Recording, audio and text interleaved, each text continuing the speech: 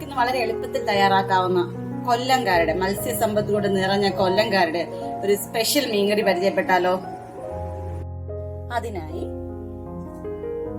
1 table spoon മല്ലിപ്പൊടി, 2 table spoon മുളക് പൊടി, ലേശം മഞ്ഞൾപ്പൊടി, കുറച്ച് കുരുമുളക്, ഇത്രയും എണ്ണയൊന്നുമില്ലാതെ തന്നെ ഒരു പാത്രത്തിലിട്ട് നല്ല രീതിയിൽ പച്ചച്ചുവ മാറുന്ന പോലെ ചൂടാക്കി എടുക്കണം.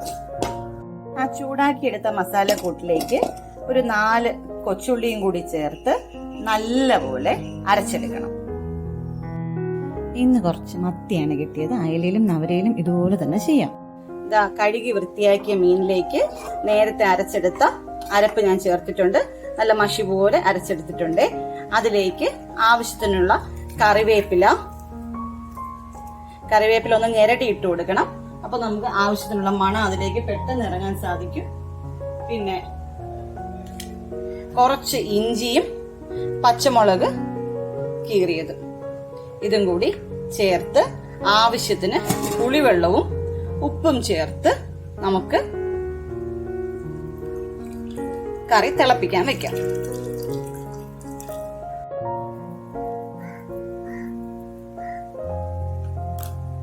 ഞാനിതില് സാദാ പുളിയുടെ വെള്ളമാണ് ചേർത്തിട്ടുള്ളത്. കുടംപുളി ഇഷ്ടമുള്ളവർക്ക് കുടംപുളിയും ചേർക്കാം. ഇത് വളരെ ഈസി ആയിട്ടുള്ള ഒരു മീൻകറിയാണെന്ന് മനസ്സിലായി കാണുമല്ലോ. ഇതിലേക്ക് വേണമെങ്കിൽ തിളച്ചതിന് ശേഷം ഒരു തക്കാളിയും കൂടി ചേർത്ത് കൊടുക്കാം. കറി തിളച്ചു വരുന്നുണ്ട്. ഇതിലേക്ക് വറുത്ത് പൊടിച്ച ഉലുവാപ്പൊടി കുറച്ച് ചേർക്കാം. അതിനോടൊപ്പം കുറച്ച് പച്ച വെളിച്ചെണ്ണയും കൂടി,